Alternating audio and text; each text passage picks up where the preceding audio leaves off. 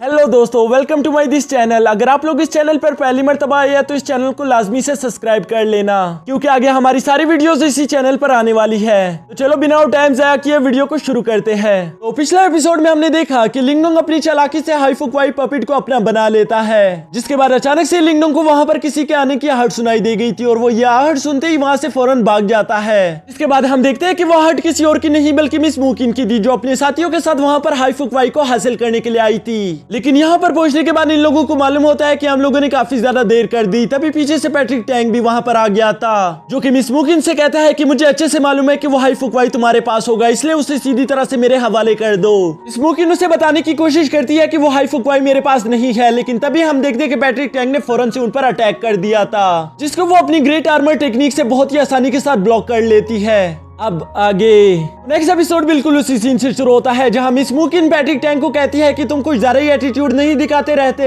यहाँ Patrick Tang पहली दफा मिस मुकिन की इतनी ज्यादा पावर देखकर काफी ज्यादा शौक हो गया था। उसे तो यकीन ही नहीं आ रहा था कि ये मिस मुकिन ही है, क्योंकि आज से पहले हमने देखा था कि मिस मुकिन अपनी सारी पावर्स को छुपा कर रखती थी और वो कभी भी इनकी फैमिली को जवाब नहीं देती थी। लेकिन इस बार जवाब तो क्या, वो साथ साथ पैट्रिक टैंग की बेइज्जती भी कर रही थी, जिसकी वजह से पैट्रिक टैंग गुस्सा होकर अपने साथियों से कहकर सीधा उस पर अटैक करवाना शुरू कर देता है। यहाँ मिस मुकिन इनके वॉरियर्स ने भी आगे बढ़ते हुए पैट्रिक टैंग के सोल्जर्स पर अटैक करना शुरू कर दिया था, जिसकी वजह से यहाँ एक बहुत बड़ी जंग शुरू हो गई थी। जबकि दूसरी तरफ हम देखते हैं कि लिंगडोंग अभी भी किसी ट्रेजर को ढूंढ रहा था, जबकि साथ खड़ा मिस्टर चाओ अभी भी उसे धमकियां देते हुए कहता है कि तुमने वो हाईफुकवाई तो मुझसे हासिल कर लिया, लेकिन मैं तुमसे सच कह रहा हूँ कि मेरे मास्टर फूजीमोटो तुम्हें जिंदा नहीं छोड़ेंगे, वो इस ट्रेजर के लिए जरूर वापस आएंगे।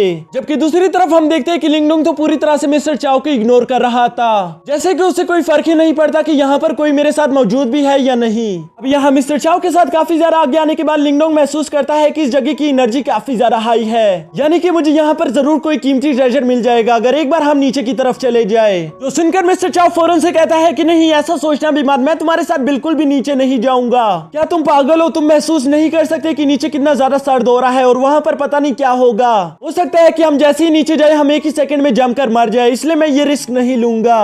जिस पर लिंगडोंग उसे गिरबान से पकड़ते हुए कहता है कि जैसा मैंने कहा बिल्कुल वैसा ही करो, क्योंकि तुम्हें ज्यादा सोचने की जरूरत नहीं। और ये कहते साथ ही लिंगडोंग मिस्टर चाओ को बहुत ही तेजी के साथ नीचे गिरा देता है, जिसके बाद वो खुद भी ज़ियावियान पर बैठकर नीचे की तरफ आना शुरू हो गया था। यहाँ लिंगडोंग और मिस्टर चाओ बहुत ही ज्यादा तेजी के साथ नीचे जा रहे थे, जिस पर लिंगडोंग अचानक से कहता है कि वाकई ये बात तो माननी पड़ेगी कि यहाँ नीचे धीरे धीरे सर्दी भी बढ़ती जा रही है। जिस पर मिस्टर डाउ लिंगडोंग से कहता है कि कहीं तुम्हें डर तो नहीं लग रहा। लिंगडोंग जवाब देता है कि नहीं, मुझे इस तरह की छोटी मोटी बातों से डर नहीं लगता। और ये कहते ही वो अपनी ग्रेट सन थंडर टेक्निक को एक्टिवेट कर लेता है, जिसकी वजह से उसकी बॉडी अब काफी ज्यादा स्ट्रॉन्ग हो गई थी और उस पर अब सर्दी का भी असर नहीं हो रहा था। यहाँ दूसरी तरफ मिस्टर चाओ भी अपनी आंखों से ये सारे नजारे देख रहा था, जिसकी वजह से वो बड़ी तेजी के साथ जाते हुए ज़ियावियान को उसके पूंछ से पकड़ लेता है। यहाँ मिस्टर चाओ की हालत काफी ज्यादा खराब हो गई थी, क्योंकि एक तो उसे ऊपर से नीचे गिरने का डर लग रहा था और दूसरी तरफ उसने एक सांप को पकड़ा हुआ था, तो इसलिए उसे ये भी डर लग रहा था कि कहीं ये सांप मुझे काट ना ले। जबकि दूसरी तरफ ज़ियावियान को भी इस बात पर काफी ज्यादा गुस्सा आ रहा था कि मिस्टर चाओ ने उसको उसकी पूंछ से पकड़ा हुआ है। इसलिए हम देखते हैं कि ज़ियावियान जैसे ही लैंडिंग करता है वो बड़ी तेजी के साथ खुद की पूंछ से छुड़वाते हुए मिस्टर चाओ को दूर फेंक देता है। यहाँ मिस्टर चाओ गिरने के बाद लिंगडोंग से कहता है कि तुम लोग तो पागल हो, पूरे के पूरे जंगली हो। जबकि लिंगडोंग उसे फुल टू फुल इग्नोर मारते हुए अपने सामने देखकर काफी ज्यादा एक्साइटेड हो गया था और वो अपने सामने देखते हुए कहता है कि आखिरकार हम यहाँ पर पहुंच गए। जिसके साथ ही हम देखते हैं कि वो ज़ियावियान को अपने साथ लेकर सामने वाले टेंपल की तरफ बड़ी तेजी के साथ बढ़ना शुरू कर देता है।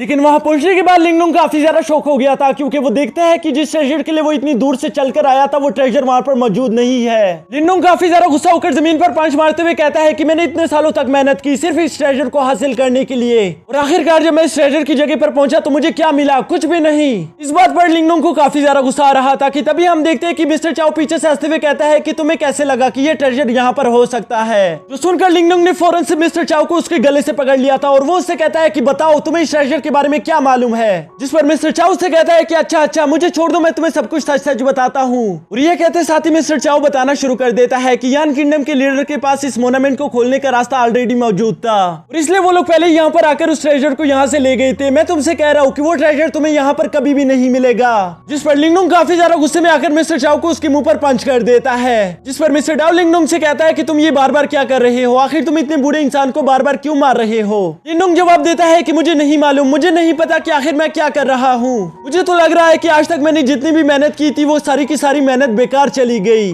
जिस पर मिस्टर डाउ से समझाते हुए कहते हैं कि फिक्र मत करो, वो ट्रेजर काफी ज्यादा कीमती है, इसलिए मुझे नहीं लगता कि यान एम्परर ने उसे अभी तक एब्जॉर्ब किया होगा। यानी कि हम लोगों के पास अभी भी मौका है, हमें बस यान एम्परर से मिलने के लिए जाना होगा और हम फिर उसको हासिल कर लेंगे। जो सुनकर लिंगडोंग को फिर से थोड़ी सी उम्मीद मिल गई थी और वो खुश होते हुए कहता है कि हाँ, हम उस ट्रेजर को हर हाल में हासिल करके रहेंगे। यहाँ लिंगडोंग अपने सामने देखकर अचानक से कहता है कि यह जगह असली नहीं हो सकती, क्योंकि इस पत्थर को डार्क नहीं होना चाहिए था और इस पत्थर में तो एनर्जी भी होनी चाहिए थी, क्योंकि ये बात तो हम अच्छे से जानते हैं कि इस पत्थर ने कितने वक्त तक उस ट्रेजर को संभाल कर रखा है। यानी कि इस पत्थर ने भी उस ट्रेजर की काफी सारी एनर्जी को एब्जॉर्ब कर लिया होगा, लेकिन उसके बावजूद भी ये ब्लैक क्यों है, जिसकी वजह से हम देखते हैं कि लिंगडोंग अपनी फुल एनर्जी का इस्तेमाल करते हुए उस पत्थर को हिट करना शुरू कर देता है। यहाँ मिस्टर डाउ ये सब देखकर काफी ज्यादा डर गया था। वो लिंगडोंग से कहता है कि क्या तुम पागल हो गए हो, तुमने अगर इस पत्थर को तोड़ दिया तो हो सकता है कि ये पूरी की पूरी बिल्डिंग गिर जाए। जो सुनकर लिंगडोंग रुक गया था। अब हम यहाँ देखते हैं कि लिंगडोंग अपनी मेंटल पावर्स का इस्तेमाल करते हुए उस पत्थर के अंदर झांकने की कोशिश करता है, जिसकी वजह से अचानक ही वो सारे लोग टेलीपोर्ट होकर कहीं और पहुंच गए थे। यहाँ पहुंचने के बाद लिंगडोंग देखता है कि अब वो पत्थर ब्लैक नहीं था, बल्कि वो पत्थर चमक रहा है और उस पत्थर पर एक ओल्ड आदमी भी बैठा हुआ था, जो कि लिंगडोंग को देखते ही सीधा नीचे आ गया था। यहाँ लिंगडोंग उस बूढ़े आदमी को देखकर कहता है कि आप जरूर यहाँ के ग्रैंड मास्टर होंगे, जिस पर ग्रैंड मास्टर कहते हैं कि हाँ, तुमने बिल्कुल सही कहा और मुझे भी यकीन है कि तुम वही इंसान होंगे जो यहाँ पर अल्टीमेट ट्रेजर को हासिल करने के लिए आए थे। जिस पर लिंगडोंग उनको काफी ज्यादा इज्जत के साथ कहता है कि जी मास्टर, आपने जो कुछ कहा बिल्कुल सही कहा, वो अल्टीमेट ट्रेजर यहाँ पर हासिल करने के लिए आए थे, लेकिन लगता है कि उसे कोई हमसे पहले ही यहाँ से ले गया। जिस पर वो ग्रैंड मास्टर कहते हैं कि हाँ, वो ट्रेजर तो यहाँ से जा सकता है, लेकिन उस ट्रेजर को मेरी मर्जी के बगैर कोई भी एब्जॉर्ब नहीं कर सकता। यानी कि अगर किसी को भी वो ट्रेजर एब्जॉर्ब करना है तो उसको पहले मेरी इजाजत लेनी होगी। जो सुनकर लिंगडोंग को कुछ समझ नहीं आता कि तभी हम देखते हैं कि ग्रैंड मास्टर एक एनर्जी टेक्निक का इस्तेमाल करते हुए लिंगडोंग की पुरानी यादों में घुस गए थे। यहाँ वो देखते हैं कि कैसे लिंगडोंग एक छोटे घराने से था और वो कैसे अपने लोगों की हिफाजत करने के लिए खुद को ताकतवर बनाना चाहता था। यहाँ ग्रैंड मास्टर लिंगडोंग की मेमोरी में ये भी देखता है कि कैसे वहाँ के लोग लिंगडोंग को लूजर कहकर परेशान करते रहते थे। लिंगडोंग ने हार नहीं मानी, बल्कि वो दिन रात मेहनत करके इस जगह तक पहुंचा ताकि वो इस ट्रेजर को हासिल करके खुद को और ज्यादा पावरफुल बना सके। यहाँ ये सारी मेमोरीज देखने के बाद ग्रैंड मास्टर लिंगडोंग को वो ट्रेजर इस्तेमाल करने के लिए इजाजत दे देते हैं, जिसकी वजह से लिंगडोंग का हाथ चमकना शुरू हो गया था। ये देखकर लिंगडोंग हैरान होते हुए कहता है कि ये सब क्या है। ग्रैंड मास्टर लिंगडोंग को देखकर कहते हैं कि मुझे मालूम नहीं था कि तुम्हारी मेमोरी में इतने ज्यादा सीक्रेट मौजूद होंगे। और ये सब बताने के बाद वो लिंगडोंग को उस ट्रेजर की चाबी देते हुए कहता है कि वो ट्रेजर काफी ज्यादा कीमती है। हमने पिछले हजारों साल से उसी ट्रेजर की मदद से हेवन और अर्थ की हिफाजत की थी। अगर तुम उस ट्रेजर को हासिल करना चाहते हो तो तुम्हें ये रिस्पॉन्सिबिलिटी भी उठानी होगी। ये सारी बातें बताने के बाद हम देखते हैं कि ग्रैंड मास्टर धीरे धीरे वहां से गायब हो रहे थे और इसी के साथ वो लिंगडोंग को कहते हैं कि उम्मीद करता हूँ कि हमारी मुलाकात दोबारा हो सके। जिस पर लिंगडोंग भी उनका शुक्रिया अदा करते हुए कहता है कि आपका बहुत बहुत शुक्रिया, मैं उस ट्रेजर को हासिल करके इस रिस्पॉन्सिबिलिटी को भी जरूर उठाऊंगा। जिसके साथ ही हमारा ये एपिसोड भी यहीं पर खत्म हो जाता है। तो दोस्तों, इसका नेक्स्ट एपिसोड भी मैं अभी बनाने पर लगा हुआ हूँ और उम्मीद करता हूँ कि शाम से पहले मैं उसको भी इस चैनल पर अपलोड कर दूंगा। अगर आप लोगों को ये वीडियो देखकर जरा से भी खुशी हुई या मजा आया तो वीडियो को लाइक कर देना और चैनल को याद से सब्सक्राइब कर देना। साथ ही साथ अगर हो सके तो बेल नोटिफिकेशन को भी ऑन कर देना ताकि हमारी न्यू वीडियो की नोटिफिकेशन सबसे पहले आपको मिल सके।